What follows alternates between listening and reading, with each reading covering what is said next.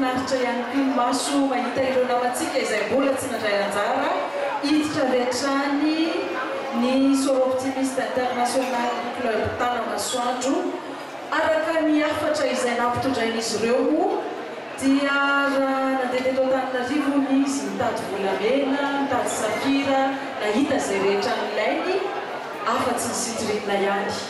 Raha nandeha tany amin'ny faritany izy dia tsy nahita izany koa ary miverina teto Antananarivo izy dia nahita ny Citrine ka dia hitsinjaka amin'izay noho izany hafaliana izany.